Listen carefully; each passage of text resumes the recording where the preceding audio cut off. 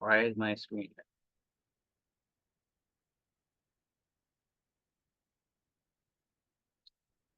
Why are you being bad? Why are you being bad, Zoom? I'm just moving my little toolbar doohickey out of the way so I can see my own slides. So, who am I? I am C.O. Ebert, graduate of the University of Portsmouth. Having just graduated, I'm no longer officially affiliated with the university. Hopefully, I get appointed to the ethics committee because something's wrong with me and I actually like doing ethics reviews. All right, we're live.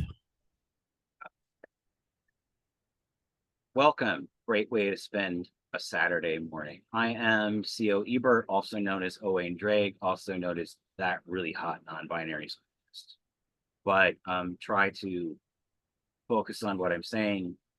I know I'm cute, but by the way, talking the way I am now is how you get yourself a tenured position, and also swearing like a sailor the way I am this morning during your lectures is another way to get taken very seriously as an academic. So today's topic is why we both love and hate murdering God, the strange hot-cold relationship humankind has with deicide. Just before we begin, it's part of 3 lecture series that I'm going to do. One on the so-called hero's journey, how it has positives and negatives, how it holds people back, so slightly more narrow subject area. And then one on J.R.R. Tolkien about being perhaps not so great of an author, but almost undebatably Tolkien and his sons and the people around him, a very early brand manager. And just as an anecdote, for some reason I thought to do this lecture first because I had a really busy week. I thought this topic would be easy because it was so broad, I could go wherever I wanted with it. And no, I realized I was an idiot for thinking this would be easy to put together. Anyway, without further ado, so what are we talking about? What we're talking about is that I don't know how to advance my slides. Hey, why are you? This isn't good. Zoom really sucks. Just technical difficulties, folks. Why are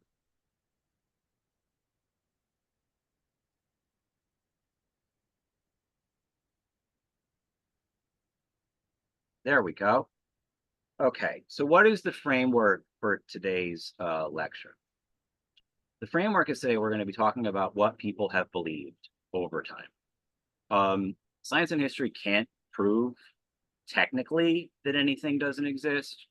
There's some logical falsehoods with that argument that I don't have to represent here because they're very well articulated elsewhere. But if you're going to go with that framework, yeah, you can't prove a given God doesn't exist, but you cannot prove one God doesn't exist as much as you cannot prove another God doesn't exist, or a fairy or a leprechaun. But we're not talking about what actually exists out there, if anything, or doesn't exist out there. We're talking about what people believed.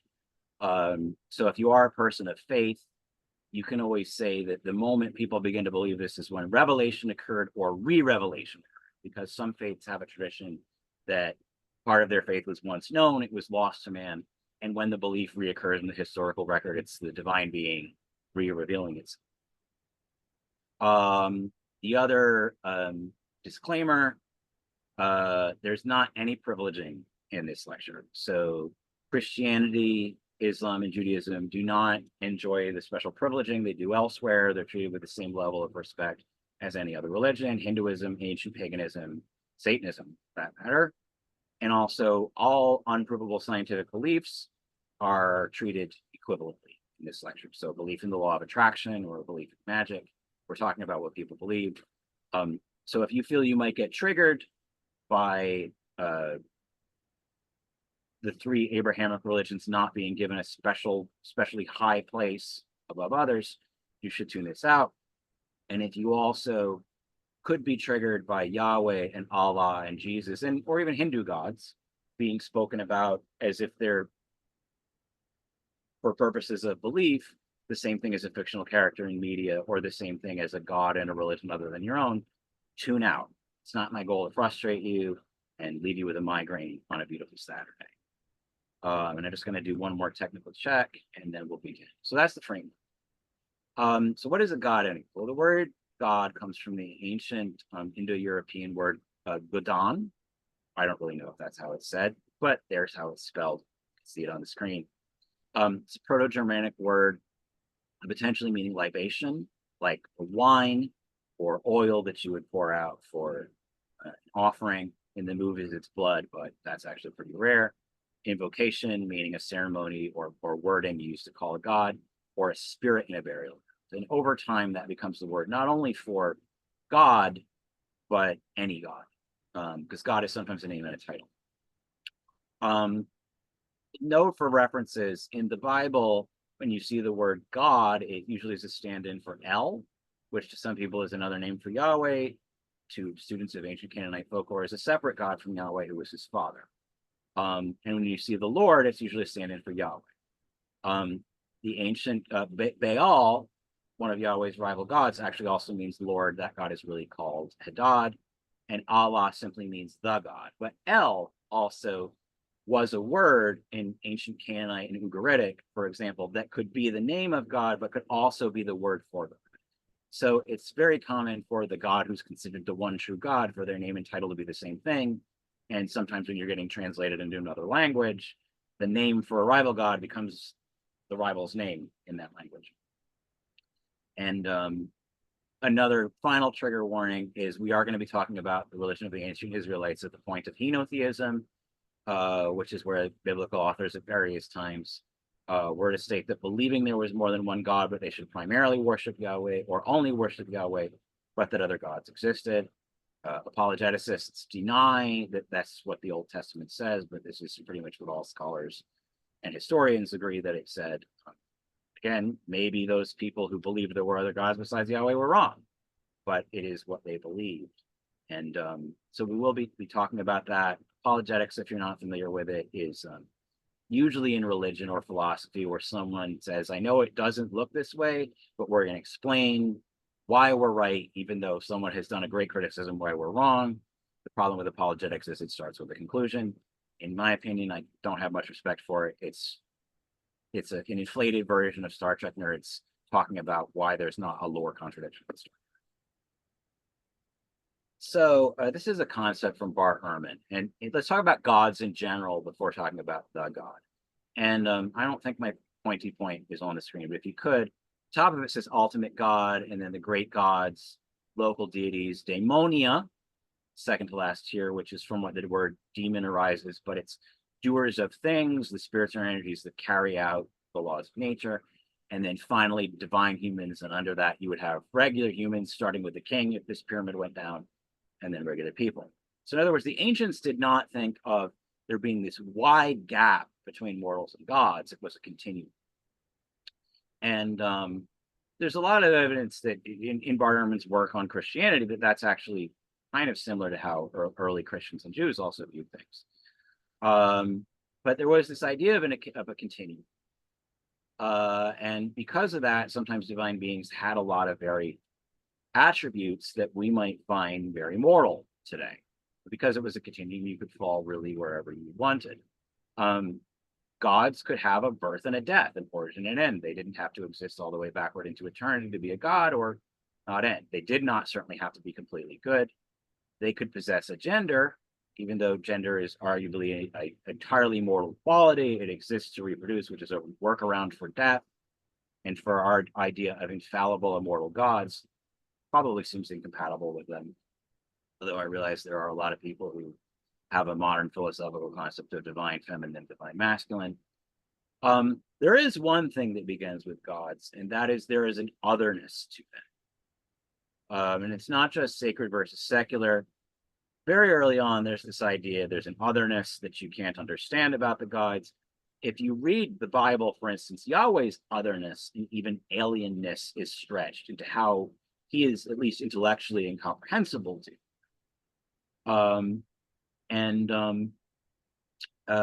This is even something that we see sometimes extended to kings and queens. Because remember, at one point in time, the king was part of pyramids that ordered how the world was supposed to be.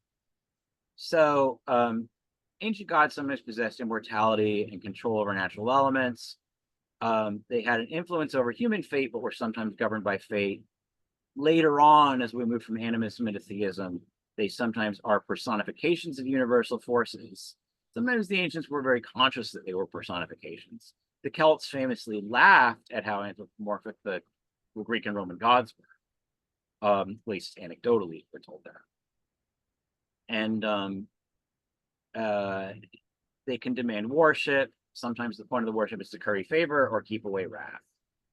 And sometimes they have specific domains. As we start to move from animism to theism, we see gods defined domains, but not as strictly as they would be, say, a god has a very particular alignment and domain in D&D. It was never that strict in ancient. There's this idea, what is a god? Like there's this idea, and I'm trying to go through these slides quickly because some of these are very, very, very thick at other points in time. There's this idea that there are these forces that the gods either command or partially command that varies of this all-pervading force. And this all-pervading force later being subsumed inside the idea of a ruler, a creator god, will play an idea in the emergence of a concept with monotheism. Oh, and I should have said we're not just talking about the origins of God. We're talking about why people would think they couldn't be killed or threatened by why they would be, or maybe might like it. That's the whole point of the lecture. But I hope you figured that out.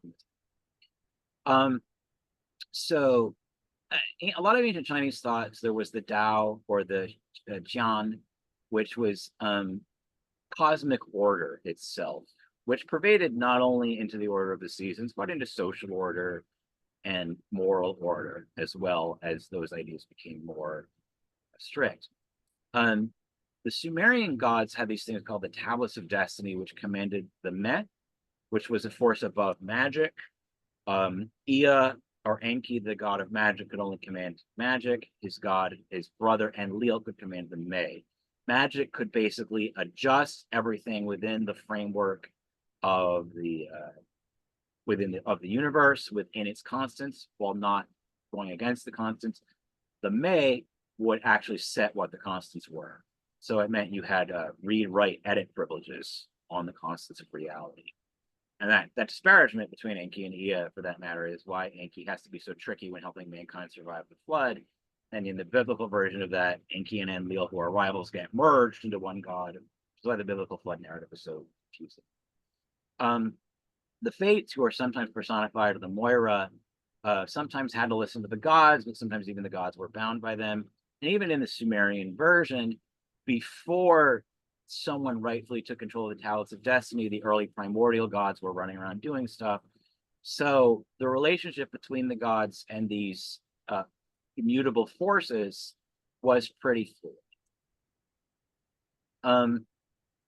So as people started to think about, like, as we said, at the top of that hierarchy was usually a one god. What are some early notions of this, right? That might sound kind of alien to us today.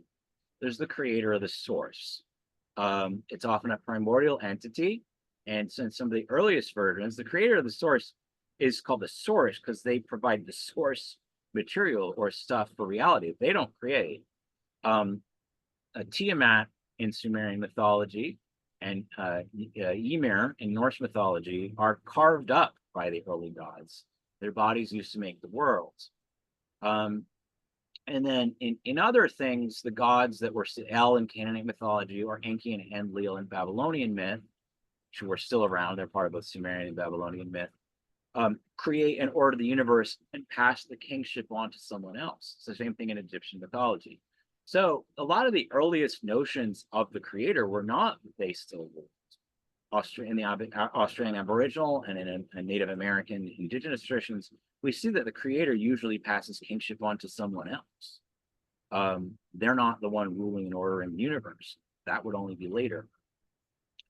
There's the parent, like On in Celtic, or Gaia in Greek mythology, or Atum in Egyptian belief. He was a boy, but he gave birth to everything. He could procreate without a lady, just like there's ladies that can't procreate without dudes if you're a god. So, and they gave birth to everything, but they're a nurturing parent. But as we see monotheism emerge, this parent idea starts to merge away for this idea of the king. And the idea of God as a king who cannot be questioned and gives rules and orders, and questioning them is heretical and how dare you, that really worked well for monotheism with statecraft. You see it with Zeus, Yahweh, Odin, Marduk, sometimes in Babylonian, is reinterpreted as a local god who's a king. And usually they're not the first gods, though. They didn't create everything, and they're not bidirectionally eternal always. They came into existence, which is the thing later. Bidirectional eternity, having always existed without origin, is kind of a modern yardstick criteria for creator. They maintain order, but they weren't the first creators. The king's role is to govern and enforce.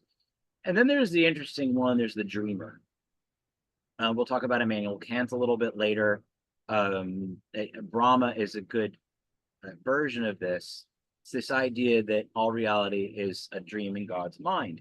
And Brahma is interpreted variously in Eastern thought. Sometimes he is very consciously and intentionally making this dream in a focused meditation. Otherwise, he has no control over it.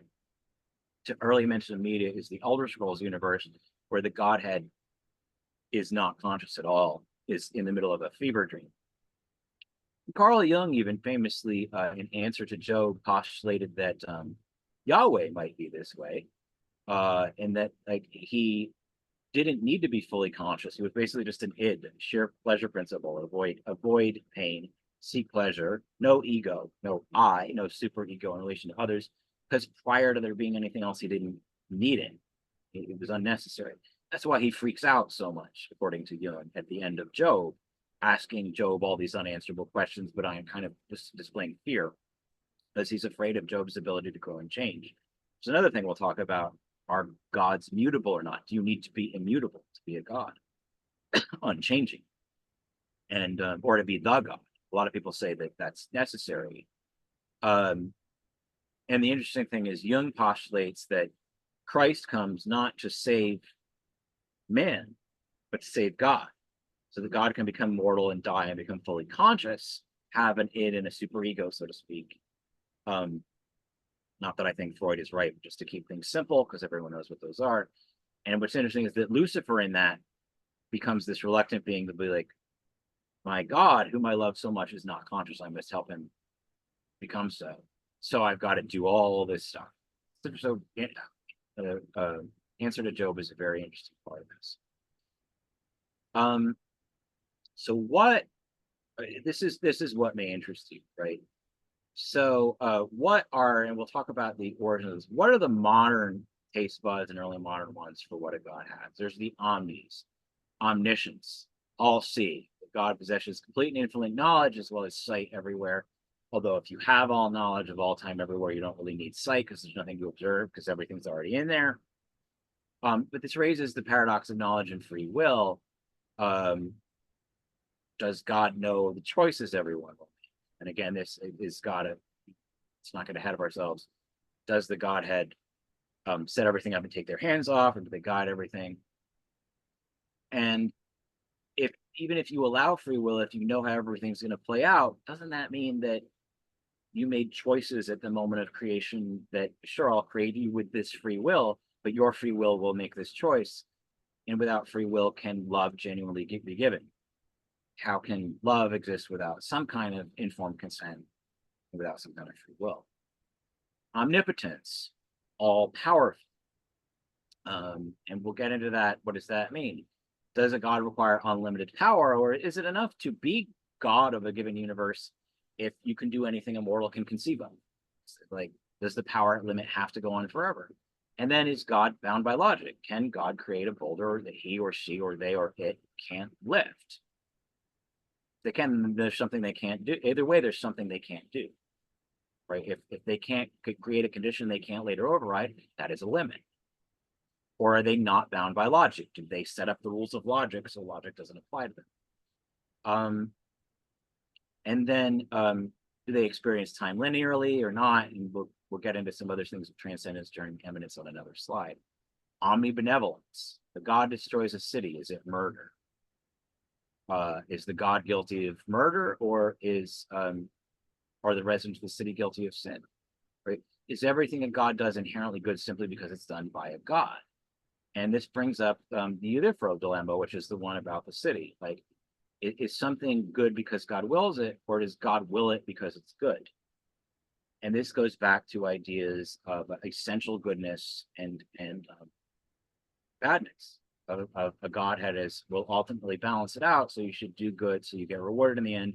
When they balance everything, which is nice, but then you get into some problems because good and evil are by nature arbitrary, unless you say that the God's standard, the greater God's standard of good and evil, are the ultimate standard.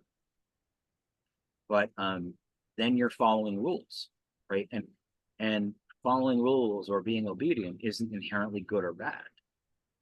What if you're following a rule that's bad, or being obedient in a way that hurts people? And it's Kant versus Mill, utilitarianism versus Kant's moral philosophy. Is it done when you create harm and create damage, or not? And so without a God, or without a God who has ultimate standard, there may be no reward or punishment. But the bright side of that is you are doing good for its own purpose. You're not in it for a paycheck. But there's a lot of problems with that. And also early gods, Ahura Mazda was the first god in Zoroastrianism to be all good. And this is occurring around the time that the Old Testament is wrapping up. So Yahweh in his earliest version is the author of all good and evil. He's not all good.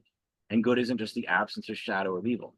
Ahura Mazda in the 300 to 600 BC, as Zoroastrianism is forming, or the first god that's all good. And there was this Greek unknown god who they thought was the prime mover that created everything, that was one of the first gods to wrap up both the creator and divine order together. And the monotheistic God that starts to come together as Ahura Mazda's omnibenevolence, and the cult of Yahweh being the state religion through Christianity of the Roman Empire, and the Greek unknown God, who's both the creator and the orderer, sometimes keeping his hands on the till the whole time as he's letting go. Only then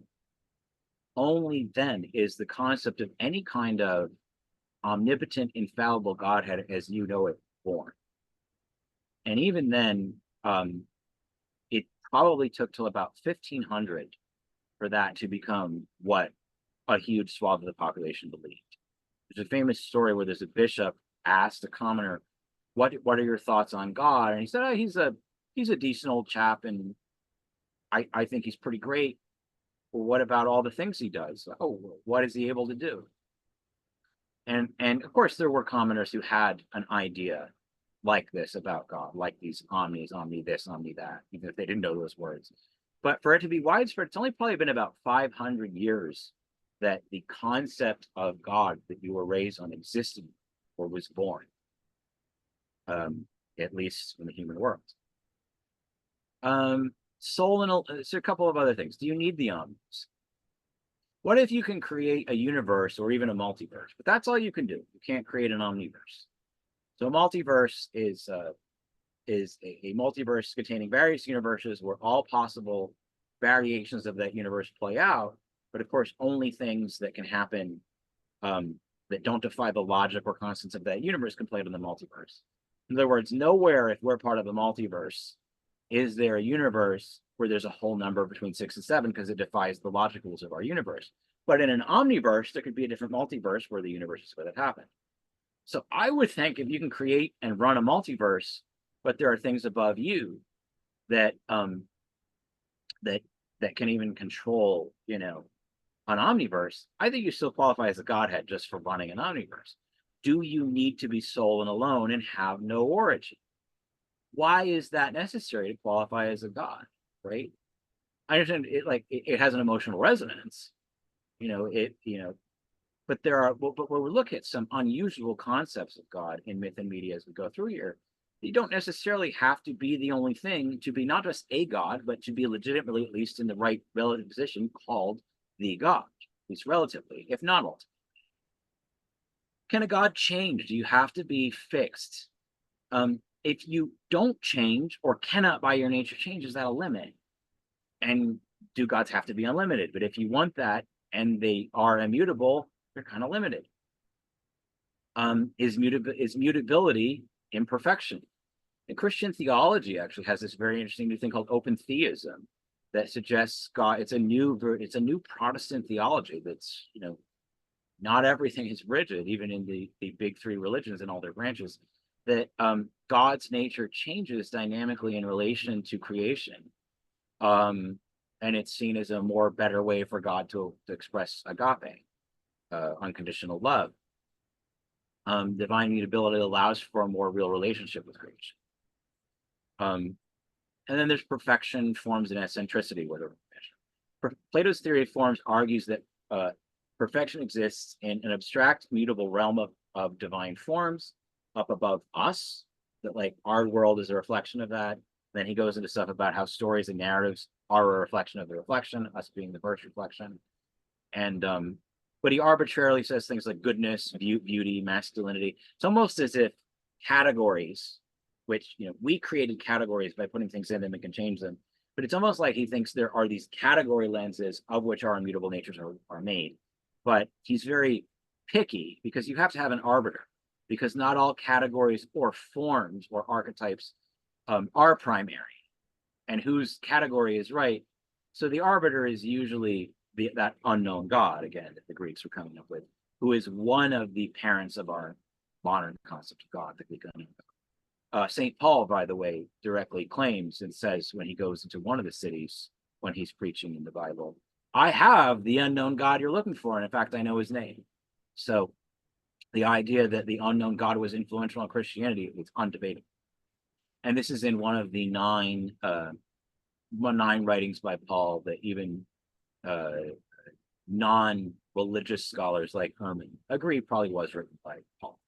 It doesn't mean that everything it says is true, but that it was written by Paul. And anyway, this arbiter goes on to this thing. This goes back into the divine mind idea. There's these things called phenomenon, which are things that emerge out of another thing. You could think of and noumena, which is the thing itself. But like phenomenon would be the table we experience. The molecules and atoms might be to someone the noumena. Then you go down further into the quarks. The noumena is the thing at its base level, even when it's unobserved. And Immanuel Kant says that everything at its base level is a thought in the mind of God, but you can rely on the phenomenon like the chair always being there to sit in because God is the best arbiter. To make phenomenon and noumena simple, you think of a pop singer and a stadium and a ticket and the love for that singer all being ingredients, either phenomenally emergent ingredients that make it another level of phenomenon of the moment of a concert and all the physical and all the things that occur temporally there, and even the feelings you have in them. So phenomenon is the thing that merges out of something else, an appearance. That's why ghostly phenomenon are called that. It's an appearance, appears, and on some level is the real experience. We talked about it. Existentialism says that there's no ultimate good or evil, suggesting that absolute perfection allows for more moral relativity and personal freedom, but it also means more personal accountability. You have to do your best to be good, even though there's no ultimate good, which is not always easier. And you're doing good or evil, I guess, for its own sake. Is God transcendent or eminent? Is God all things, right? Or is God separate from creation? Because creation is observable and has limits, and a lot of people want God to not have limits. So they don't want him to be part of creation. And creation, material creation, is regarded as a lower order. So a transcendent God is not part of that. An immanent God is everything from the conscious God to just the universal force, or the one is all mind in the Buddhist idea of separate minds being an illusion. And then there are transcendent and immanent gods who are both part of everything, but there's also a chunk of God that exists without that. An objective or a subjective God, right? Everything that exists subjectively comes with limitation and finitude. We can measure it, it'll go away someday, it has limits, but it is there for everyone. Subjective things, such as your love for your favorite band, or the feeling you get when you eat chocolate, which are qualia, they can potentially be unlimited, right? Not have limits. But the cost of subjectivity is that maybe it exists in a very real way for you, but not for everybody. And if you're trying to posit a God whose rules can't be questioned, and you're the one church of that God, you want God to be objective. And then there's this idea of in this universal mind, why are we going through lessons of karma and cycles of incarnation? Are we just supposed to remerge with the Godhead, lose our individuality again? Same way, we're actually perfect, but we feel we're not perfect. We're learning lessons that we already know somewhere underneath the illusion of imperfection. Why are we doing it? Or is everything so that an error made by a rebellious angel or rebellious lower God can be undone? Why can't God just undo it? And if we're just putting everything back to the baseline, why are we doing it? Well, maybe for the universe experiencing itself, but why does a perfect universal mind need this epiphenomenon to experience itself? Or is the idea that we're being spun out to be divine and perhaps greater than God one day? Like God is trying to have us grow beyond him or her, or a Godhead is trying to have the constituent parts of this universe grow out. And if that's so apocryphal, the questions were asked by ancient philosophers who posited this idea. If a human parent or teacher is capable of looking forward to the day that their student exceeds them or their child does better than them, again, why are mortals capable of that, but gods are incapable of what seems like such a high-minded and unconditional love kind of thing? Wait, did we just go backwards? I think we did. Right, okay. So here are some theologies that are worth mentioning from media before we get it. We're going to get to the killing scene. Elden Ring posits an interesting idea. It's the idea that the god known as the One Great fractured itself upon creation into things that, at least in the English version, are called outer gods. In the game, they're called the Frenzied Flame, the Greater Will, the Formless Mother, the God of Rod. And the Frenzied Flame aims to burn everything, including the other outer gods, and creation everyone into it quite violently, back into the One Great, to remerge with everything. The Frenzied Flame knows full well that it's not the totality of the original creator God. But the Greater Will has forgotten that it's only a fragment of God. So this fragmented God idea is very captured. The Elder Scrolls universe, again, is the dreamer God.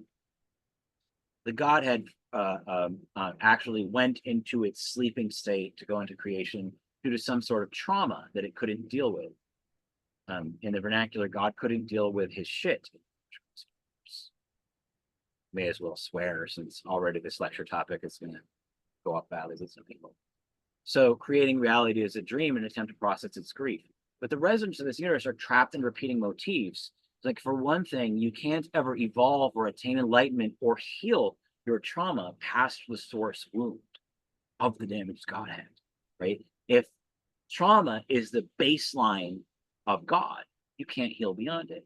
But they do have a workaround. It's called Kim.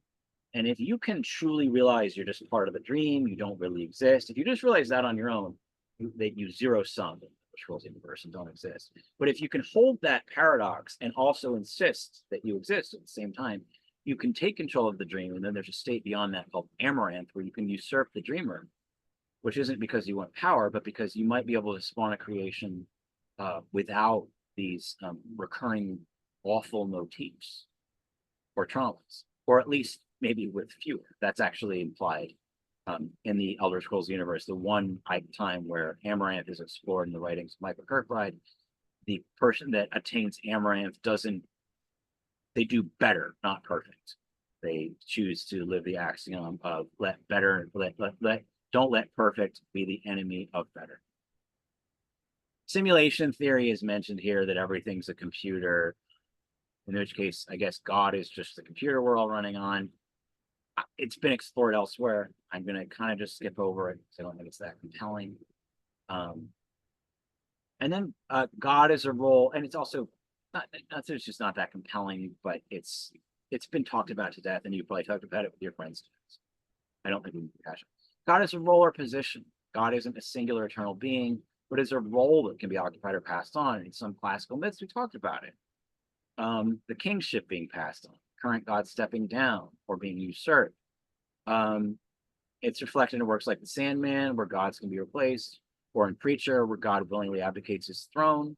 And the narrative revolves around who might replace him. In the Marvel universe, figures like Odin and Thor hold godlike roles, but actually like in Marvel, which is kind of cool that we never could see in quote classic Norse mythology, the all father role gets taken by Thor. So, but there's been in ancient mythology the idea that God is a role or a position, or at least a relative one, like you're God in this universe. But if we're talking the multiverse, you're to stay God. So that's nice.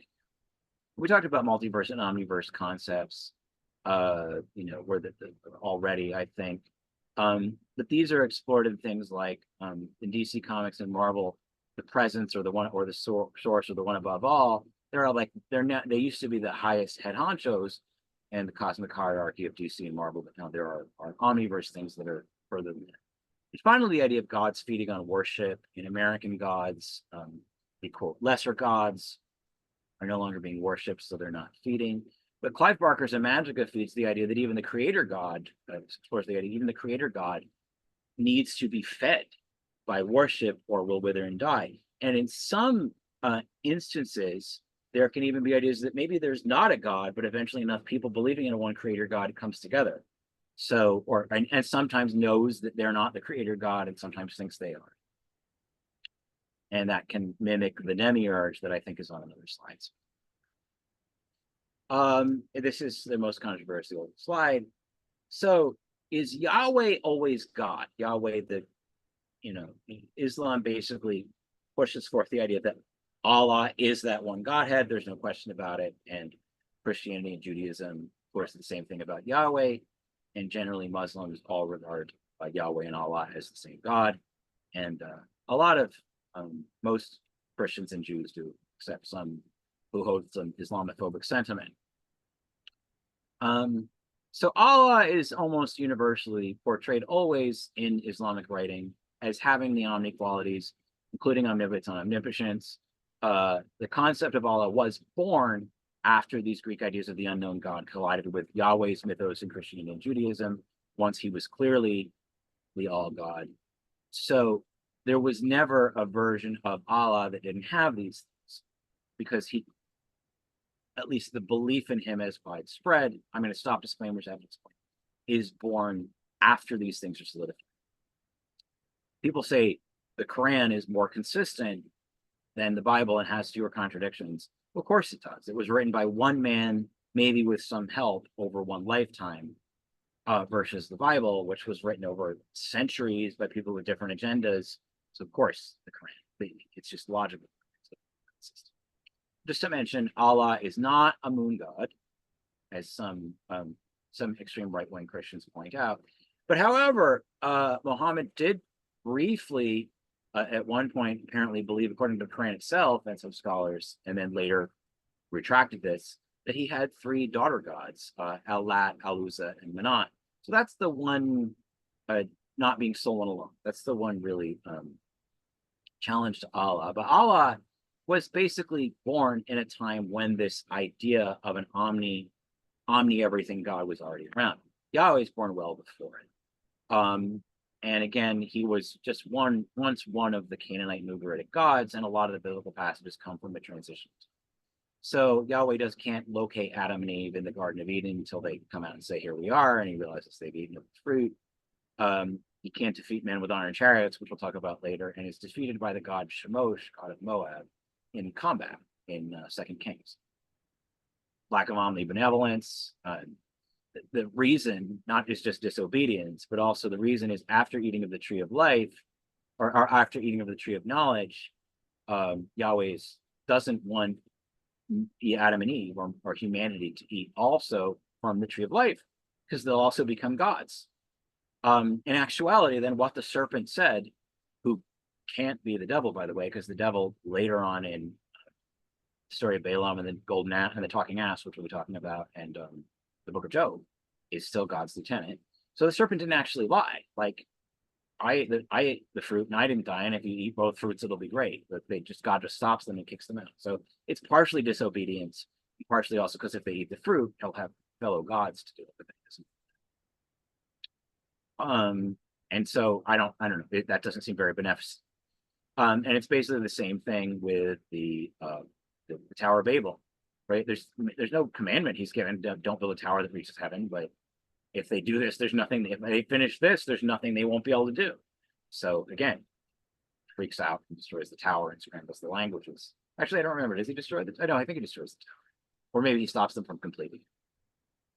The sea serpent Leviathan, who was regarded as a primordial being from which the reality was made, as the creation narrative around Yahweh is changed to state very clearly that he made it and he made it for his pleasure. What that means is some scholars say that means for his concubine. And now this might be an offensive thing to say about Yahweh. But back then, it was to show his authority. No. This isn't a precursor primordial. He created it and answers to his beck and call. She's just his concubine. So it was actually by the people that wrote that meant to show reverence and how powerful it was, even though God creating a sea serpent to be his lover, some DDLG stuff is now sacrilegious. It wouldn't have been back then. And we'll talk about Balaam, the sorcerer, apparently has the capacity to summon Yahweh against his magic. Summon Yahweh against his will with magic, which he doesn't do, but but the Book of Numbers indicates Balaam has the capacity to do this. Yahweh's Verler is further revealed when in the wrestling with the Book of Job, when he has to break the rules they've agreed to of the match and break Job's bones. I think break his hip bone. He does win, but Job holds it off a long time, and he has to win by cheating. So he has to become like Stone Cold Steve Austin or Hulk Hogan to beat Job. So it's that omnibenevolence or omnipotence. Just a note on Yahweh, the pronunciation of Yahweh probably is Yahweh. It's true that the vowels in Hebrew are lost, but there is this push to make the name more mysterious than what it is. It's probably linked to the root word Hue, meaning he blows, which is not sacrilegious. He blows the bellows. He was probably a forge god. Later were replaced by the god Kothar, which I may not be saying right. If there's any Assyriologists or ancient Near Eastern studies people out there, feel free to scold me. Similar to Hephaestus, Greek mythology. So these abstract interpretations of Yahweh meaning like I am who I am, or I will be what I will be, as indicated in Exodus, are probably this chance to make the name more mysterious and epic, and not just another god with another name. But it probably really is just pronounced Yahweh. Definitely not Jehovah. That's no one thinks that's a real pronunciation until the Middle Ages. And it probably simply means he blows. He blows the bellows, blows the forge, which is a perfectly legitimate, respectable thing to the ancients. And the only reason I gave Yahweh and all of this special attention is because in our society there is this push. We really want you to think of our gods as the one and only God, or else. So have they always been? It's up to you. Before we get into killing gods, why killing a god or a killable god why is it bad? I mean, it seems obvious, but we've questioned some things. A singular, all-powerful God provides a sense of comfort and security in the chaos of existence. There will be an afterlife. Although you can have an afterlife without a God. You don't need one for it. It follows naturally in most people's minds. And that there's an unquestionable right and wrong. And if God can be killed, that can be undermined, right? Completely undermined. So sense of safety and security and stability.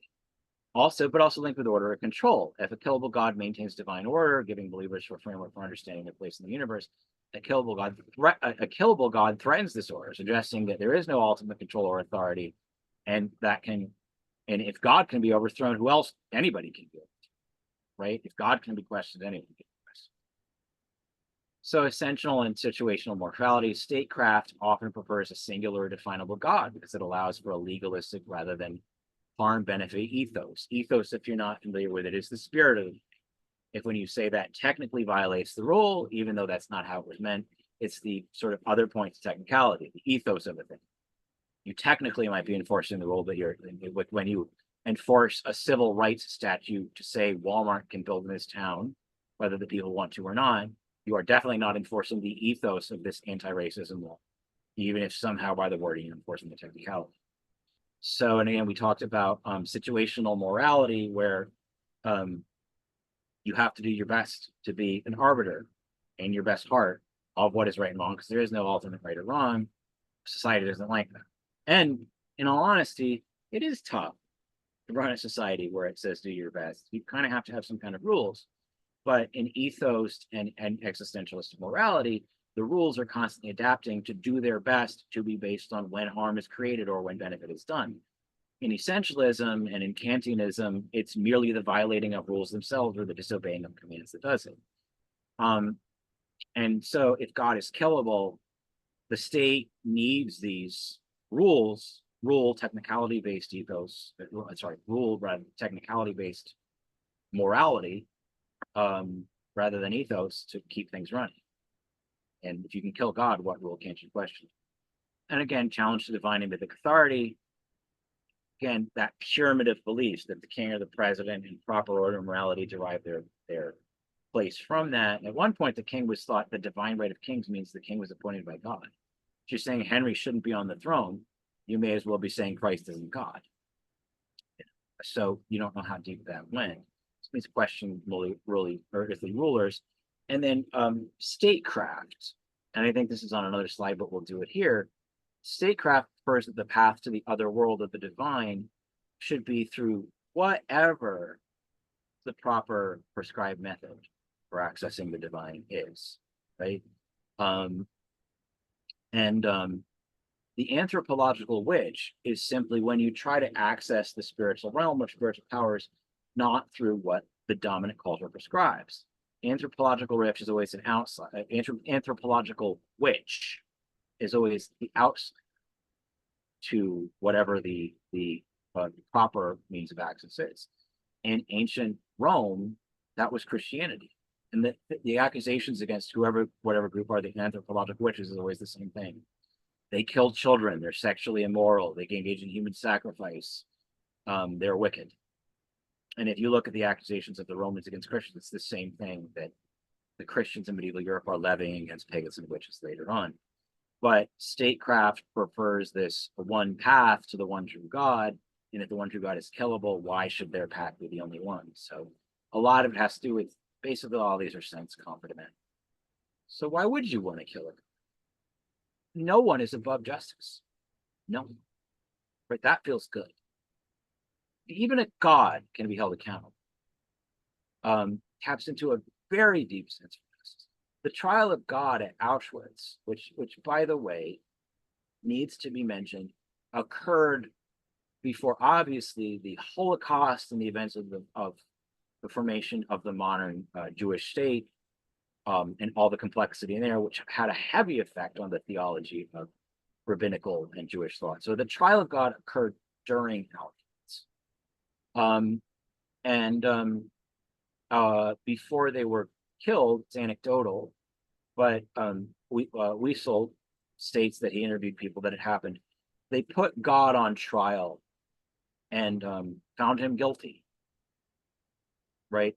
And is God guilty? Well, if he's a clockmaker God that put everything in motion, maybe he's not. But if he sets everything in motion, then maybe he is. They found him guilty and they sentenced God to death, a Jewish prisoner of war, an encampment. So this deep idea that holding a deity accountable for justice. And should God held accountable, this gets into the praise and blame paradox that, like, if God took his hands off the wheel at the beginning of time, or her hands off the wheel, or their hands off, then do they deserve to be thanked for everything that occurs? Right? If they're controlling everything, does that mean they deserve to get praise for everything that goes right, but never blamed? It's sacrilegious to blame God. But there's often this notion that, yes, gratitude for everything, but never blame. If it goes wrong, it's just what happened, or it's your fault, but God deserves praise for all of those. And it's often the same thing with the state. The state rarely admits its errors, and usually when the state does admit error, it's an earlier form of the government, like Barack Obama in 2012 or whatever it was, apologizing for something that the government did, not honoring Native American treaties in 1860. Rarely does a government, by extension of this kind of thing, this immutable relation between one true God and statecraft, admit it's present. Nothing is impossible. The notion that a God can be defeated or challenged strangely hopeful idea. If the highest authority can fall, then what obstacle in your own life or dream you've given up God can't be rekindled, can be exhilarated. Pressure release. Being told that humans are inherently low and sinful and worthless, you can never be as good as God, no matter what you do. You'll always be shit, right? The best you can do is be in his presence. The act of killing a god releases us from this symbolic imposed hierarchy for worthlessness, right? Breaking royalty. We talked about the link between that. God is seen as royal, male, and absolute. For those that don't have that, as women, non-binary individuals, or even people that are just not monarchs, felling a god can feel good. The act of overthrowing or killing a god, be it a gesture of reclaiming equality, the act rejecting the idea of this divine monarchy. Right? Sympathy for the devil, right? Prometheus or Lucifer. They're sort of like Lucifer are often portrayed as rebellious figures challenging an unyielding authority. Its narrative can resonate with people. You don't have to move the goalposts much to make Prometheus or Lucifer the good guy. By the way, that story is not in the Old Testament. It's not in the Bible at all. It's a legend that's not actually backed up by. There's no the Lucifer rebelling and falling nowhere in the. And Milton begins to explore that, right? Aspiration for equality. They're like, do we enjoy being told we can never surpass the supreme being? Which maybe a good supreme being would want us to become more supreme one day because they're that amazing and enlightened, right? But to break free from the limitations of it. And the structures of monotheism and their hierarchy and all the shaming that has gone in them. The idea of killing a god can be like reestablishing our collective self-worth. So no, the idea that it would be thrilling to kill a god is absolutely kind of obvious. Just checking that no one's trying to get into Zoom and not everybody is in, it's going to be in. So finally, let's get to the killing of gods, right? There is the tarot card that I made. What if you drew that, Godslayer? Norse mythology, mortal gods. The Norse gods are mortal and can die, as seen in Ragnarok, where Odin and Thor meet their ends. There is some scholarship lately to suggest that Ragnarok is rather a late tack on to Norse thought when they were already trying to keep worshippers from converting to Christianity. It might not be that deeply rooted in Norse paganism, but it's pretty deeply rooted in our understanding. And Balder, I believe, in some versions even dies before them, dying and resurrecting gods. Tammuz and Inanna were thought to die and come back, symbolizing nature and fertility. Inanna's descent into the underworld. It cycles, right? So gods temporarily dying. Osiris is murdered by his brother Set and remembered and later sort of resurrected, but still Lord of the Dead, so resurrected in underworld form from presumably a non-existence form, and thus a ruler over the underworld. While Zeus doesn't die directly, right? He faces threats that suggest his mortality.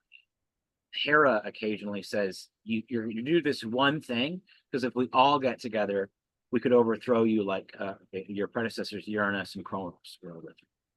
So there's a suggestion. And in one of the examples we'll look at, he actually does get killed from more. Well, kind of a liminal one between them. Demigods dying temporarily. Hercules has to undergo death so that his mortal half can die to achieve full durability. Similarly, Jesus experiences death as part of the Christian narrative, because if Jesus is going to share his immortality with you, how can it come out? It comes out of him as the blood. So he temporarily dies, so that the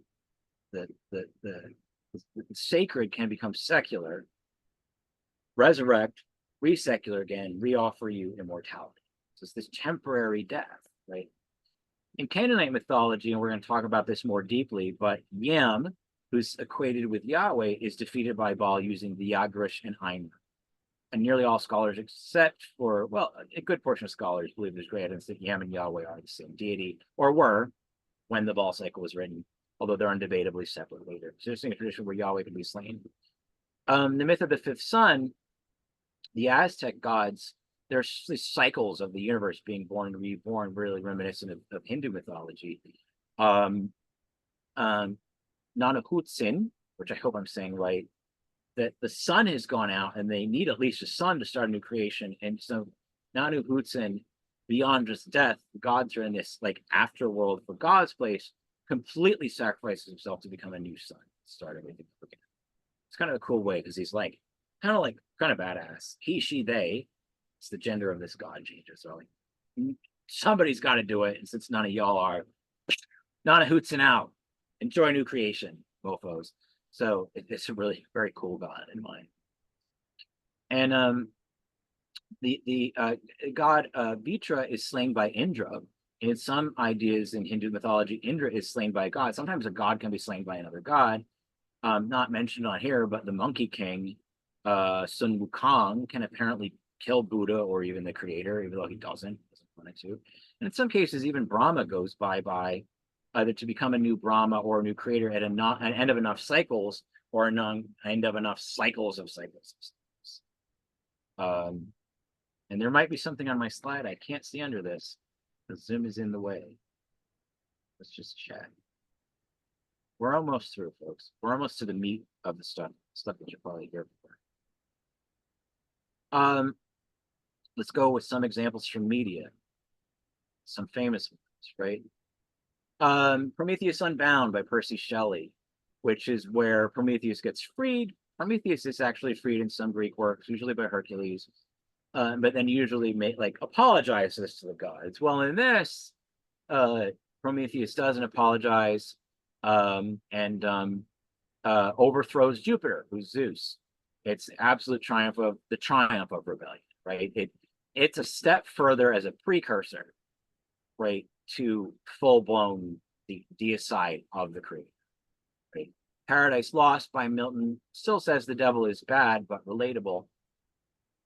Last Temptation of Christ is not about deicide, but it's really, we start to get into the mid-20th century where we see full-blown creator gods dying. But it's a step there, but it's actually a really beautiful expression of faith, because there's this idea that Christ, it's a notion of the church that God was fully divine and fully human, right? Well, we forgot about the part about Arius and the church, a lot of that stuff about the nature of the Trinity. There's one of my favorite stories. It's the question about eternity. God, it's worth going back to. Does the Son, as a person within the divine Trinity, S-O-N, Jesus, exist with the Father back through all time? If so, how does his birth work? And Arius is a bishop who believed that the nature of the Son, God the Son, was either subordinate or subsumed within the Father. Before that, the Nicene Creed that you recite is all these things about the nature of God that were really important to people. St. Nicholas of Myra didn't agree with it. Santa Claus, historical basis for Santa Claus, and he got into a fight with Arius on this because they disagreed that the Son had always existed in its present state prior to the birth within the Father, or went through a change with birth, but about the immutability of God. So that's worth going back to. I just mentioned that here. So the last temptation of Christ is this idea that Christ is fully divine and human. But if Christ is fully human, did he always know he was God? Did he know he was going to die and get resurrected? And how could he have uncertainty? Did he ever have an impure thought? If he didn't, how is that being fully human? So the last temptation of Christ is this, that Katsansos, if I'm saying it wrong, I apologize, which I love the movie with Willem Dafoe. My Christ went through all that, right? And God gives him a vision of coming down off the cross, passing on his mission, thinking he's enjoying a mortal life, a life as immortal, growing old, but then the world's not better without him. And he kind of hates God for wanting him to be crucified. And then at the end of this, he sees as an old man in this vision of what might have been, that the world is better if he does give himself, right? And it ends with Defoe, who's fought God the whole time, saying, I'm so glad, Father, that I'm your son. Because he finally really appreciates what he's doing. And to me, like, this is a much more compelling Jesus story-wise than like, let's let New York City pass out there. But it's a much more compelling version than what a Jim Caviezel and Mel Gibson's like, all is going to my plan. Weep not for me, for I will be resurrected. Weep for those who mock me. Like this edgelord version of Jesus in the Gospel of John and in some of the other portraits. Why do I care? He set the whole thing up and he orchestrated it, you know. But it's an important thing. God Emperor of Doom, Leto II, worth mentioning. It's just that even though he's not a classical god, there is definitely a god slaying moment, and in the early 80s, that's coming along. So direct deicide, full blown going through this. God of War. How can you mention Kratos going after the Greek gods? You play as him. You're getting all your deicide out. It's a proxy deicide too, because you probably don't worship the Greek gods. That's what we'll talk about in a second. And then I think he goes on to kill some of the other pantheons. They safely avoid that. Supernatural. God is never direct. Chuck is never directly referred to as Yahweh, but he's got all the angels that end in El, so he's probably Yahweh. He's seen as not such a good dude. In the last episode, they don't kill him, but he does become mortal, meaning he'll eventually die. So it's definitely God usurping and making you a man, deicide. So eventually time and entropy are going to catch up with you. I'd say supernatural as the one true God. And there is no distancing Chuck from being Yahweh, even if he's not directly ever called Yahweh. Maybe he is. Maybe there's a supernatural buff out there saying that he is. But I give them, that's a full-blown direct deicide. In Lucifer, again, God is never called Yahweh, but his sons are Michael and Lucifer, and they're kind of Yahweh if those are your kids. And though he doesn't die, his powers are given up and lost, and he's vulnerable in a moment, meaning that can happen until he's saved by Lucifer. So again, because of the potentiality for that, I'll give it to it. Final Fantasy, I was just going to mention as part of a genre, but Final Fantasy, there's these godlike beings called or summons that players can kill, challenging the idea of divine omnipotence. It's a recurring notion in Final Fantasy VII, for instance. The Sephiroth is a reference to it. We're going to talk about that more in a second. It is an Eastern god. There's a whole genre of god killing. So in the American gods, we've talked about the old gods and new are vulnerable. And I'm going to probably say, if I'm saying it wrong, I'm going to say it wrong. But Kami Koroshi. It's a prevalent Japanese video game and anime genre known as god slaying. Revolves around characters defeating gods or godlike entities, sometimes that are machines, sometimes they rule a universe, making them the god. And there's a couple of animes where, like, they're used to their gods being involved. They're like, sure, put my god in a story. That's what they're for. So they put the Judeo-Christian gods in. So there's a whole group of like power dynamic things where gods are killed. There's a whole genre. And I believe there's a subgenre where magical cat girls kill gods. And, that's, if Japan never gave the world anything, magical cat girls killing God is now a genre. So the proxy gods, right? Like, it's not our god, but it is. Oh, and it's worth mentioning Hades Ascendant and others, a book, Ophelia Mythos book 2, ends with Yahweh straight out being called Yahweh. A coalition of Jesus and some pagan gods, along with the heroes of the novella, kill God, your Yahweh, who was once just one god, but now is kind of, sort of, mostly the one god of Earth, who's trying to become the one god of the universe. They stop him. He still exists in a diminished form after, though it's definitely a kind of death. So that's definitely a direct deicide. Stargate series and movies, the Goa'uld are very Old Testament, though they're aliens for one, and they're aliens mimicking pagan gods. There are some great fanfics where Yahweh is a Goa'uld, but the series really petered out on that, where the character Teal'c goes, having read your Old Testament, where God is so noble, I know this could not be a Goa'uld. Anyway, but they're very Old Testament like, especially in the early series, and it's a proxy. Hercules and Xena. Because of this, Kevin Sorbo appears in the bibliography of my of this lecture. Because he's a producer on Hercules: The Legendary Journeys. But in that series, the Greek gods are slain, and then there's this proxy one true god named Dahak, who's also defeated, who's very Old Testament, very Yahwehish in parts, even having a possessed Aeolus, acting like a kind of crazy Christian preacher.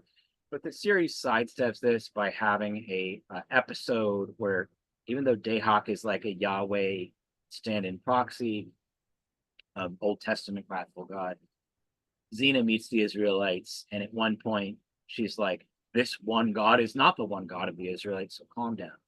So we're killing God. It feels good, but don't worry, it's not that." TV Tropes has a whole page of it. His Dark Materials, there's a lot of one true God Western monotheism around the Godhead being in there. However, the entity is depicted as not a true divinity, but definitely a proxy.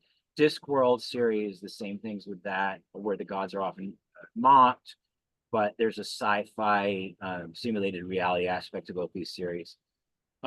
Preacher, we've already talked about, but of course we have to mention, and it's actually really cool timing, because Steve Shives, one of my favorite Star Trek YouTubers, just did a movie on Star Trek V, directed by Shatner. So Shatner and Kevin Sorbo, along with Immanuel Kant and Jean-Paul Sartre, are in my bibliography for this.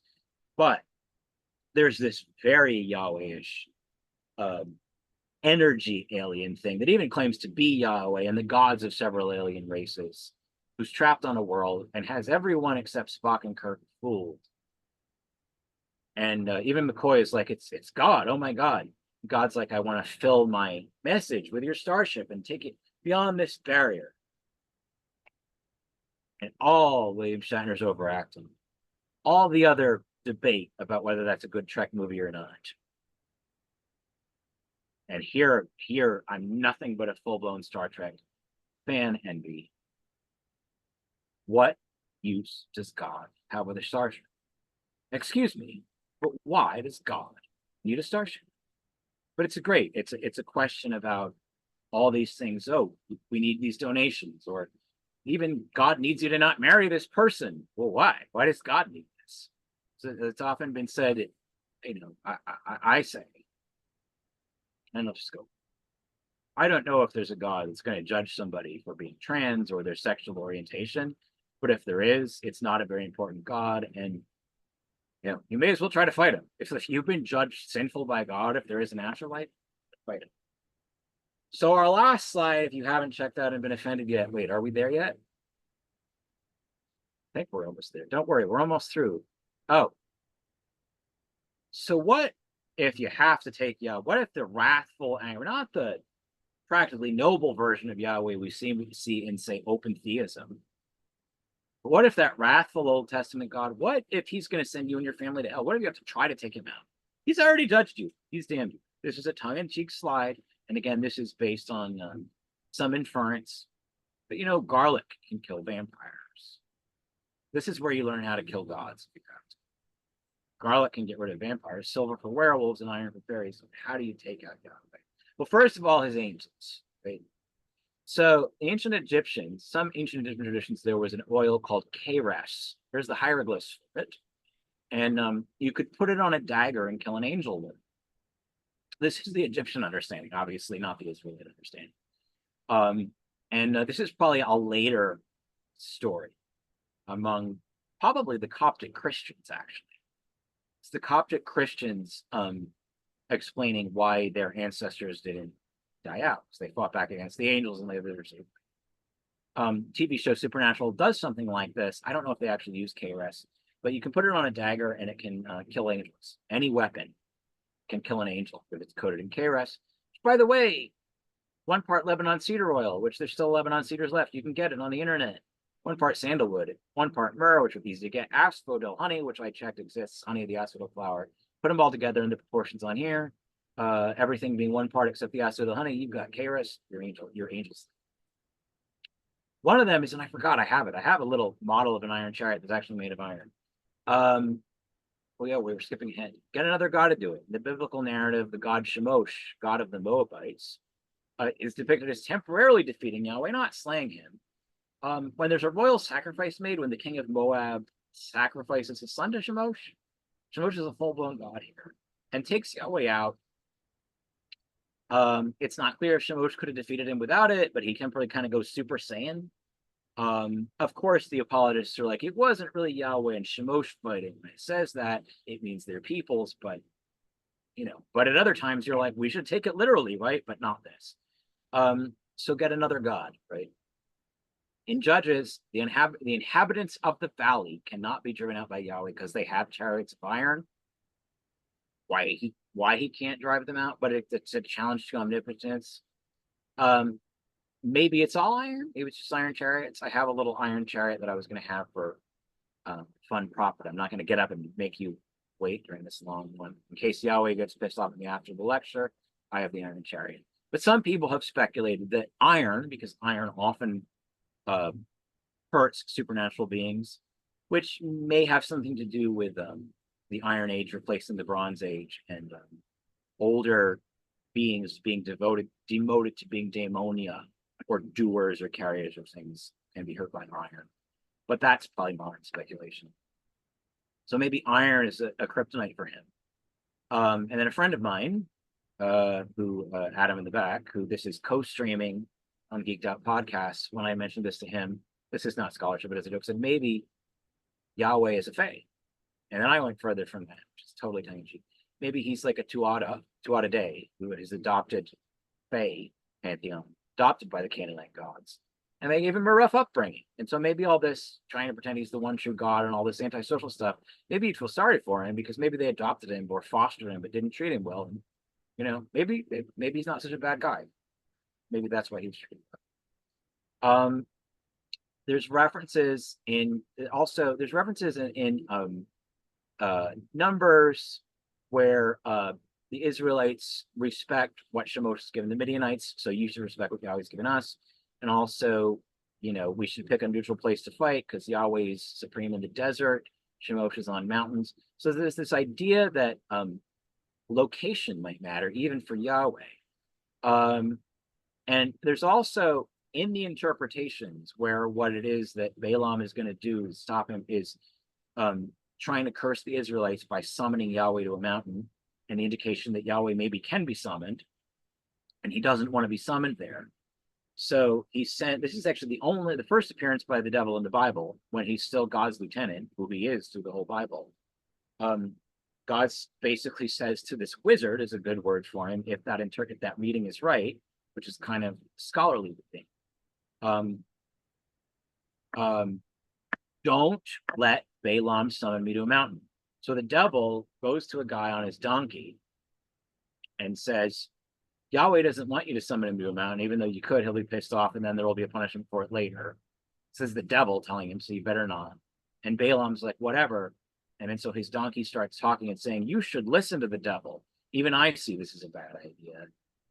It's totally reinterpreted. I apologize. Yeah, this is not the only interpretation. But again, the implication in some of the wording is that if there had been a summoning, which doesn't occur, it would be to a mountain. So it seems that Yahweh may not do well on mountains. So if we're very literal with this, again, this is not scholarship, this is fun inference. Mount Sinai, which is Yahweh's mountain, presumably he's at full strength up to the top of his own mountain. But if Shemosh's mountain is Mount Hermon, 9232 feet, somewhere between 74, 97 feet and 9232, Yahweh starts to peter out. So just get him high enough. So a plane will do. Get him to follow you onto an aircraft. And again, Yahweh could possibly be summoned by magic. We talked about that in the book of Numbers. Doesn't say he could be restrained, but possibly he's vulnerable for that. And then finally, the ball cycle. Ball cycle with Yahweh is equated with Yam. Again,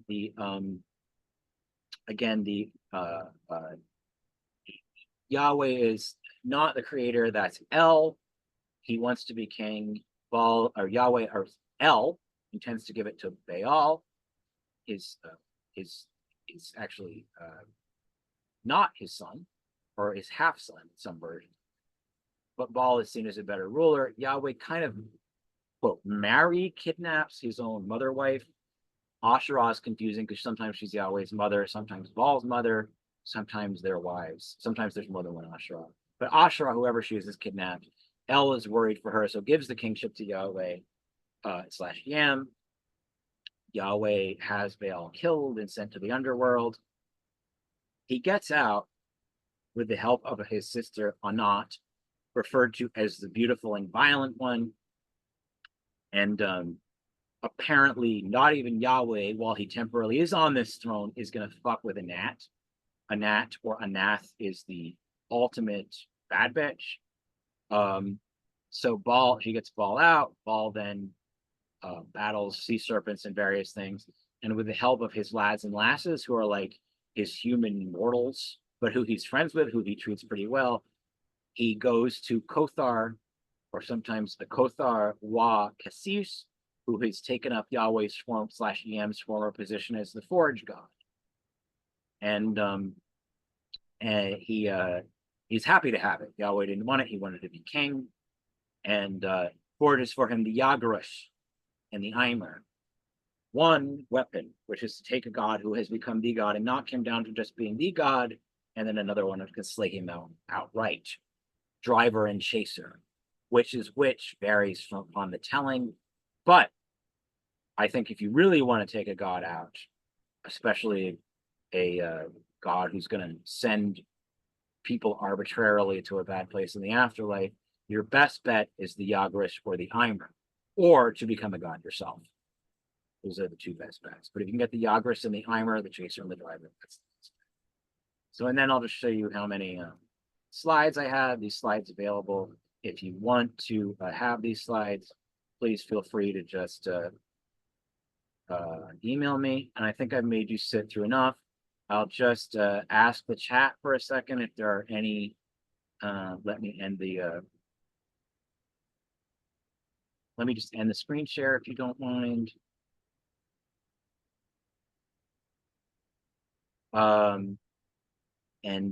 There's my friend Ashley, who is simulcasting this.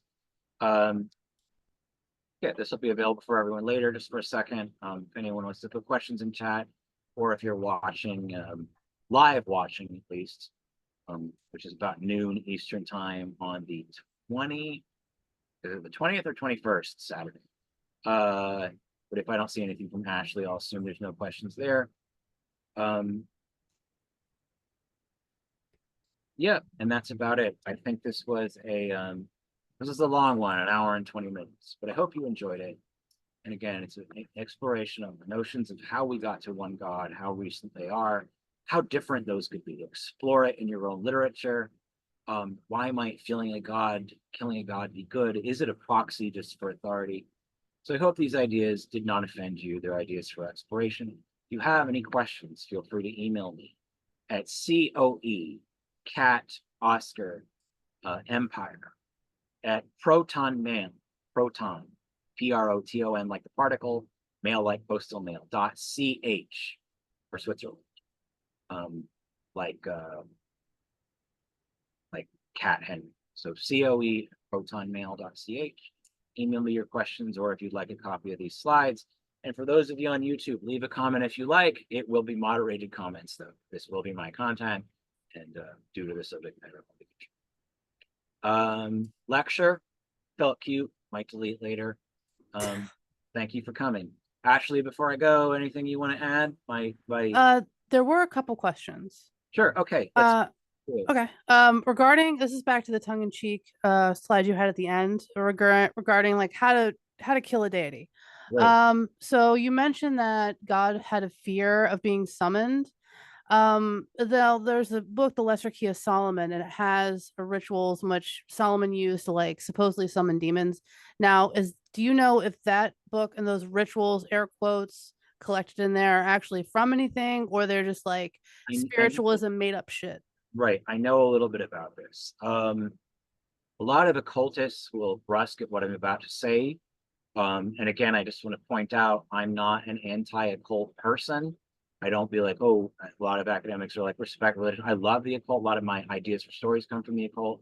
I explore it myself. But what I will tell you is all books that survive to this day, which purport to be from Solomon, the Lesser Keys of Solomon, the Greater Keys of Solomon, were written in the Middle Ages. And the pedigree of Solomon having this authority over demons and whatnot is very much later. But what I will say, and also I'll just mention, the Tetragrammaton, that Yahweh is supposedly not really the actual name of Yahweh. The real name in Kabbalah is a 72-letter name, is again a thing to make Yahweh sound more mysterious. The uncreation, if God's name is spoken backwards, that's from the movie Warlock, but has worked its way into the occult. But in theory, if you want to try to summon Yahweh, if you don't view him as the one true God, I would say, the true name is Yahweh. You can easily take the 3 letters, add them to the watchtower, add something, and I'm making this up. Making this up like if I was making up for a story I was writing. Take a summoning ritual, take the Hebrew letters, then make a 5th glyph to be in the 5th position, depending on which elements you're using. Are you using earth, air, fire, water, and mind? Or are you using earth, air, metal, wood, water? And then put something that represents ultimate equality and liberation for all beings as the final glyph, and summon Yahweh. And you'll see what you get. So, but I don't think there would be anything even in those books that aren't true.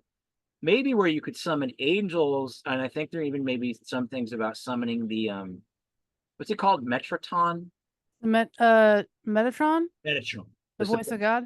That's the voice of God, which also is not a thing in even Kabbalah till the Middle Ages. That doesn't go back to ancient times. Although there are some occultists that'll be like, yes, it does. It doesn't. Honey, they made that up. But I don't think.